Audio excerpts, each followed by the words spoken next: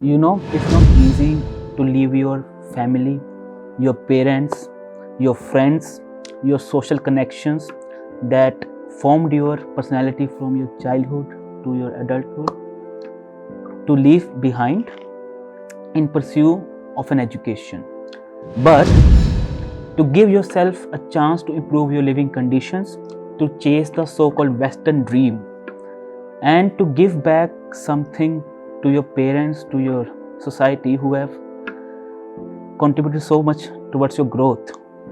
It becomes essential to leave everything behind, to sacrifice everything and come here to chase that opportunity. Recently, I was made aware of the fact that Canadian government has increased the proof of income for students. So this criteria is used to show or prove that you can sustain yourself in the Canadian housing, and this limit was increased from the previous $10,000 to $20,000. They almost double this limit. Personally, I am surprised by this decision. Right now, after the pandemic, with all the current wars, inflation, recession, everything that's hitting the global economic market right now, it is already difficult for middle class families to survive. But I'm here to tell you that there is still some hope, because these conditions also existed in my scenario, albeit with a lower demand. But I have come here without applying for GIC, without applying for loans. So what's the way then? The critical path that you can take is to find such graduate courses that can give you funding. So there exists something called as research masters or masters in research. The names can vary. So in that, the professor or the supervisor can give you an invitation to come to Canada, and in those cases, most of the times they give you an allowance which helps you to survive in Canada. And those programs do not require for you to obtain a GIC account.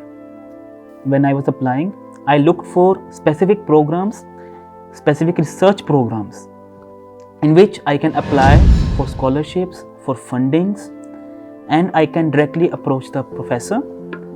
I also looked for those programs which may ask for extra funding from me, but will give me an co-op or internship opportunities, which will help me to boost my profile, which will allow me to integrate into the Canadian economy a lot easier. It's not easy to find such programs or find such supervisors which will support you. Personally, I cold mailed at least 100 supervisors in at least 50 universities, and I got multiple rejections in those cases. But the fact that professors at least read my mails, at least took time to consider my requirements, that gave me a hope to continue applying and to continue my search to find such supervisor. Fortunately, I got an acceptance at University of British Columbia, and here I am right now. For these research programs, it's essential to manage your laboratory work, your academic requirements, and your social life or your student life. Because remember, you are still a student here, albeit a graduate student, but you still need to make your connections, enjoy some social life, but you also need to give everything to your laboratory and your academic requirements. So it is essential to start making a balance.